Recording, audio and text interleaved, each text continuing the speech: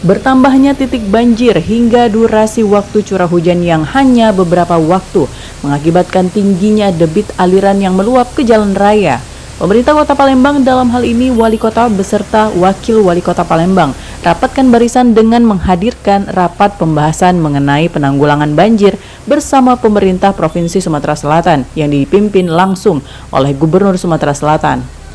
Banyak hal yang tersampaikan, mulai dari pembentukan satuan petugas yang telah bagi tugas serta fungsinya, hingga mempermudah birokrasi dalam mengambil keputusan terutama dalam hal mengaktifkan pompanisasi Sungai Bendung.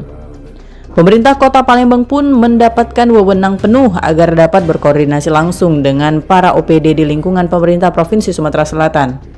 Tadi alhamdulillah sudah ada satgas detail sudah dibagi, nanti satgasnya sudah dibagi semua, termasuk tugasnya apa dari provinsi, dari kota, dan juga saya diberikan kewenangan Pak Gubernur. Jadi satgas itu bisa langsung komunikasi dengan kepala OPD tingkat provinsi, sehingga eksekusinya jelas. Kalau selama ini kan soal banjir, Pak Roto Dewa, Pak Gubernur, Pak Roto Dewa begini. Nah ini jelas kewenangannya. Ketika kewenangan itu ada di pihak balai, saya bisa kontak langsung dengan pihak balai. Jangan sampai ketika menghidup ke pompa yang ada di skip, itu bertele-telenya luar biasa. Birokrasinya, harus cari operator dulu, harus izin dengan kepala balai. Ini kan birokrasi yang terlalu berbelit-belit. Terus bicara lagi tentang bagaimana kita ingin penanaman pohon, penghijauan kiri kanan, harus lagi izin dari pihak balai. Maka tadi semua clear, duduk sama-sama sehingga menjadi satu tim, satu visi, dan juga satu tujuan. Pak, deadline-nya?